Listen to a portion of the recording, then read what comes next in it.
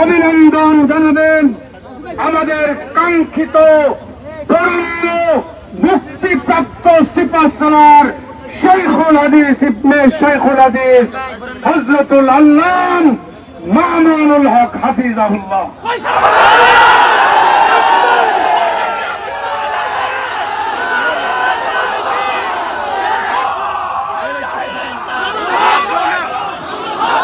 আসসালামু আলাইকুম ওয়া রাহমাতুল্লাহ।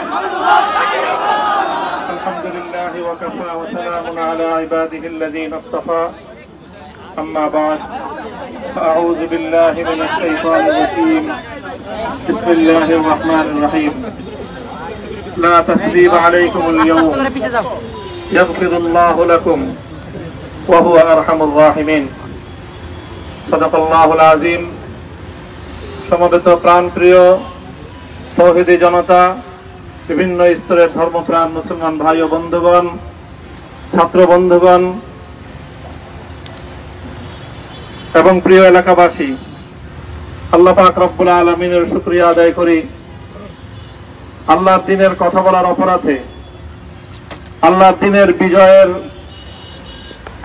ঝান্ডা এবং কেতন উড্ডীন করার প্রত্যয় ব্যক্ত করার অপরাধে, আল্লাহর জমিনে আল্লাহর দ্বীন প্রতিষ্ঠার আন্দোলনের অপরাধে আমরা অনেক ভাই কারারুদ্ধ হয়েছিলাম।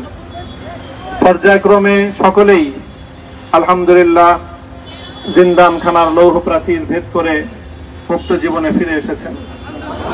সর্বশেষ আজ আমার মুক্তির মধ্য দিয়ে 2021 সালে হেফাজতে ইসলাম বাংলাদেশ এবং এদেশের আলেম সমাজের উপর ইতিহাসের অন্যতম এক গভীর ষড়যন্ত্র এবং চক্রান্ত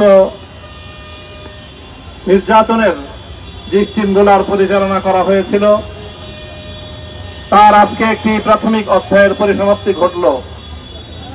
আমরা স্পষ্ট ভাষায় বলতে চাই, আমাদের উপর জুলুম করা হয়েছে, আমরা নির্যাতিত, অন্যায়ভাবে আমাদেরকে কারারুদ্ধ করা হয়েছে, বুলেটের আঘাতে আমাদের ভাইদেরকে হত্যা করা হয়েছে। আমরা যখন আমাদের সন্তানদের